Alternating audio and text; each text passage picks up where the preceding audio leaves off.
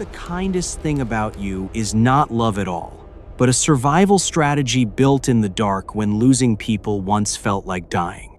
What if your softness is not peace, your patience is not wisdom, and your endless understanding is only fear wearing a gentle face? Some people do not say yes because they are generous. They say yes because somewhere inside them, no still feels deeply dangerous. They apologize before they speak, smile before they disagree, and betray themselves so quickly that it looks like good character to everyone. From the outside, it looks mature, loving, emotionally intelligent, even rare. But inside, it often feels like exhaustion with perfect manners daily.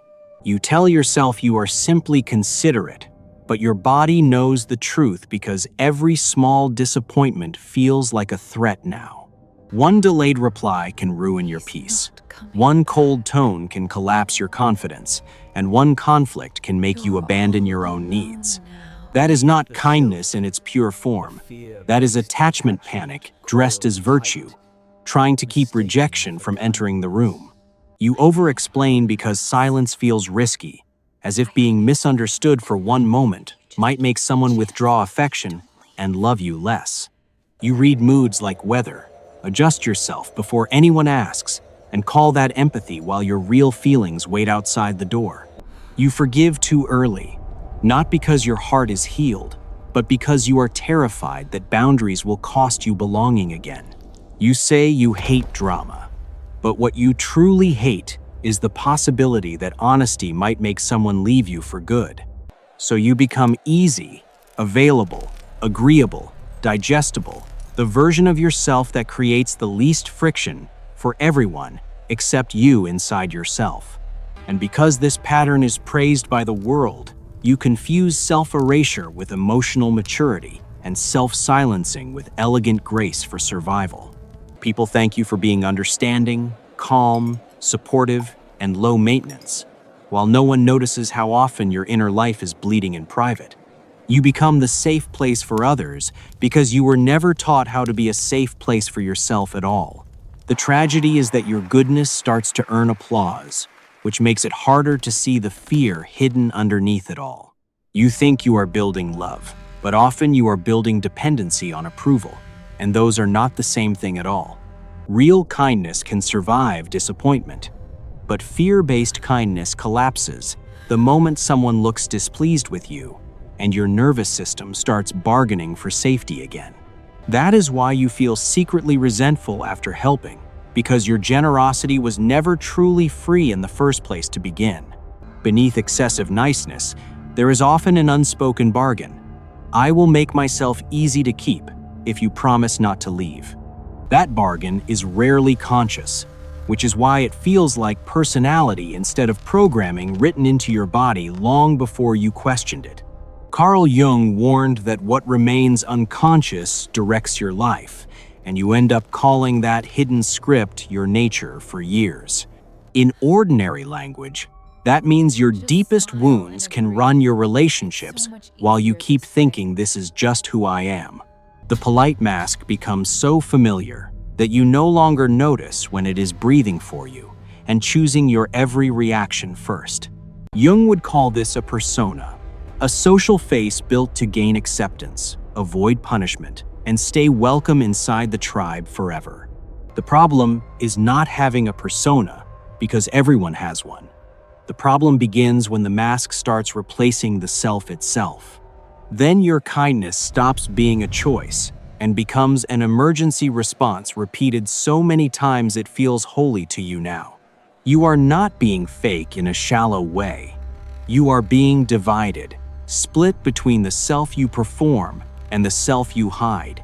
Hidden underneath that saintly image is often anger, hunger, grief, envy, and a desperate need to be chosen without performing for once.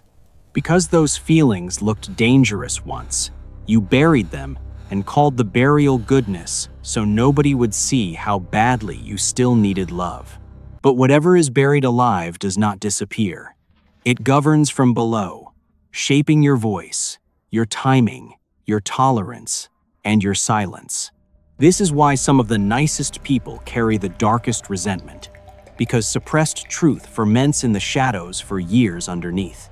They smile while feeling used, agree while feeling violated, and offer warmth while privately begging to be seen for who they are.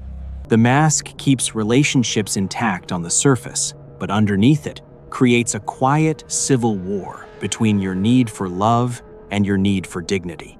And every time dignity loses, the self learns one more lesson. To be loved, I must disappear a little more each time. That lesson is poison because it trains you to associate connection with self-betrayal and to call that betrayal maturity whenever others praise your patience. Soon, you no longer ask whether something is right for you.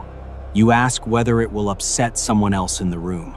Your inner court is no longer ruled by truth, but by anticipation, calculation, and the fear of emotional exile from others again.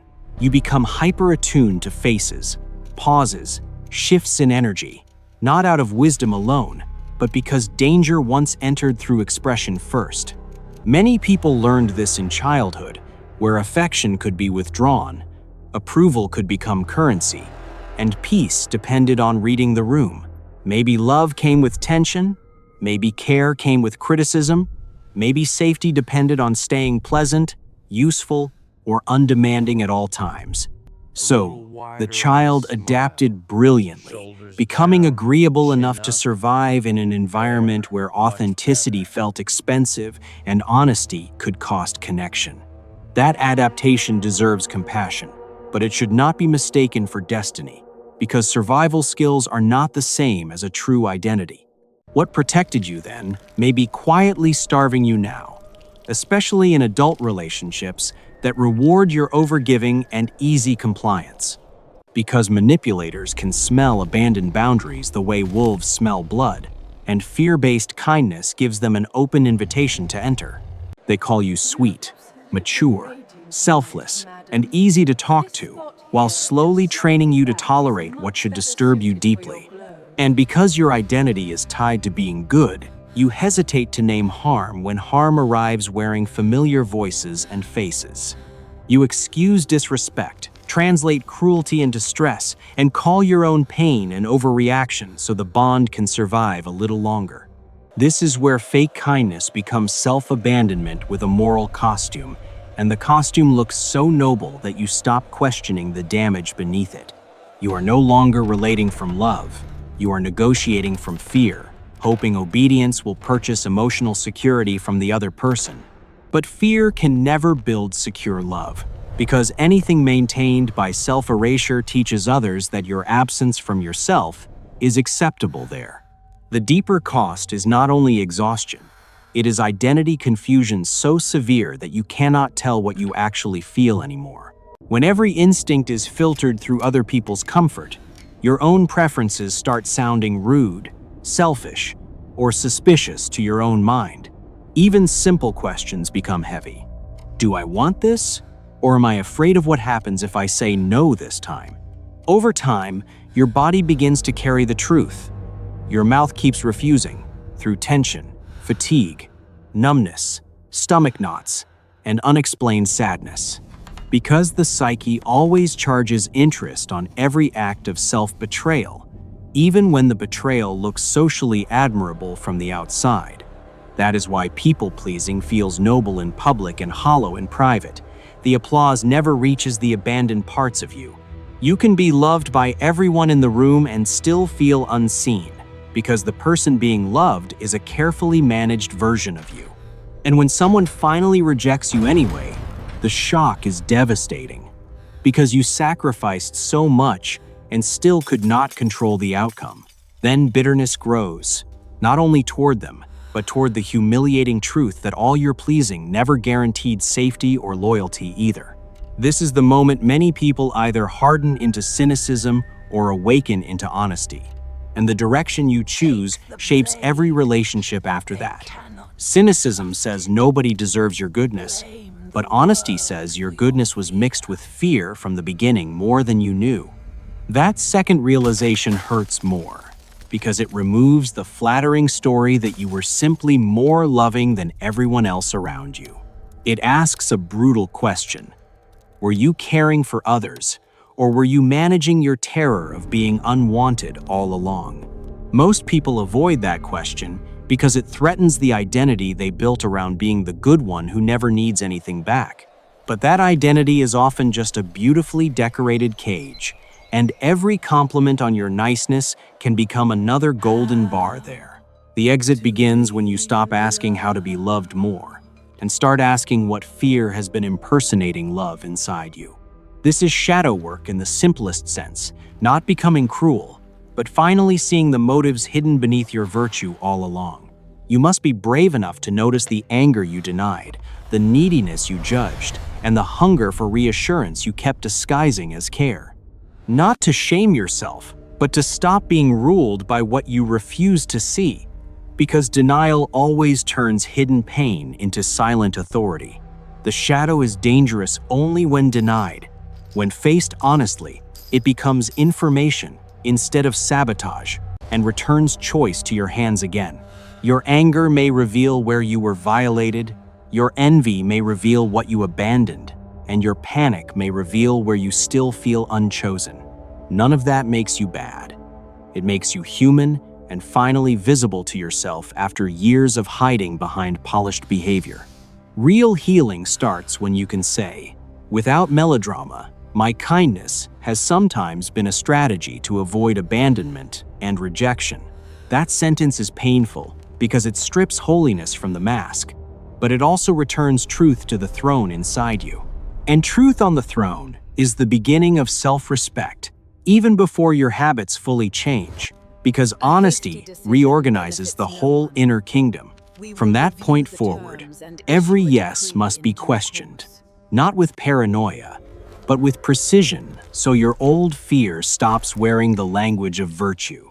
Am I giving from freedom, or am I giving because I am afraid of the emotional consequences of refusing this request today? Am I being understanding, or am I translating obvious disrespect into something softer so I do not have to confront reality directly? Am I staying calm, or am I freezing because my nervous system still thinks conflict means danger and separation from the tribe? These questions are not small. They reopen the relationship between your adult mind and your wounded history that still whispers through your choices.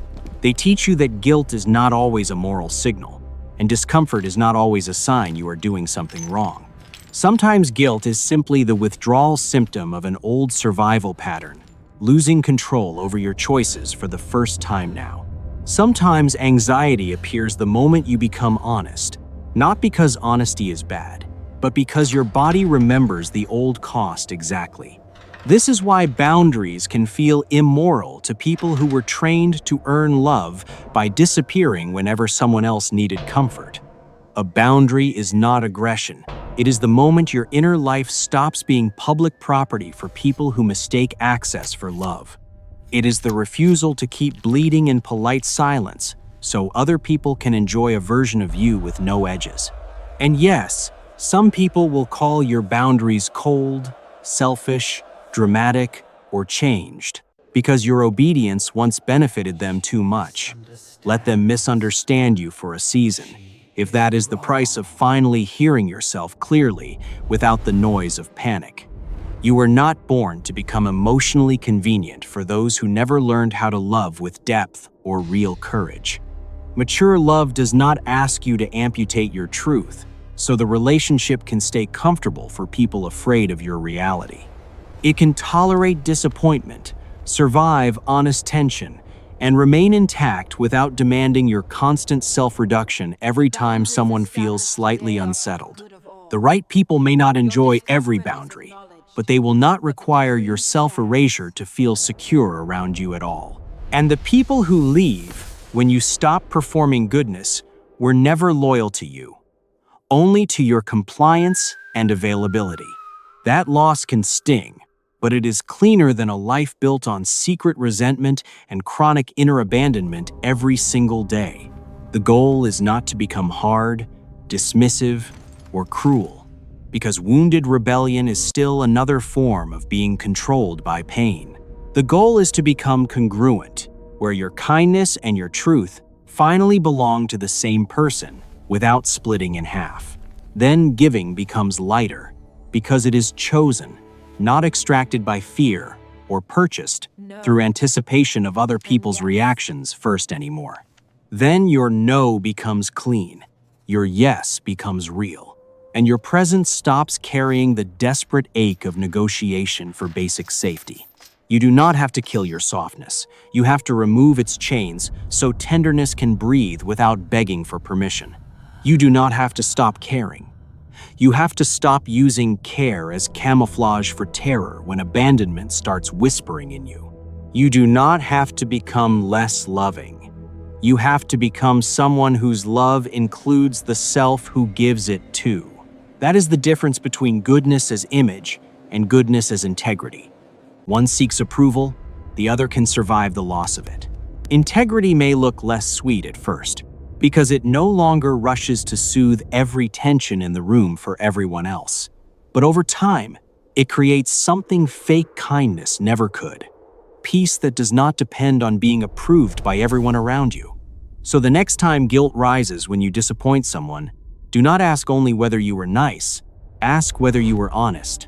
The next time you feel pulled to apologize for existing, pause long enough to see which abandoned part is begging for protection. The next time your mouth says yes while your body says no, believe the body first and investigate the fear without condemning yourself. Because the beginning of freedom is not becoming perfect. It is becoming impossible to manipulate through your old hunger to be kept. Guard your inner throne, protect your life force, and let your kindness become a choice strong enough to survive rejection without collapsing again. Take care of your mind, stay loyal to what is true inside you, and subscribe for more psychological depth that helps you return to yourself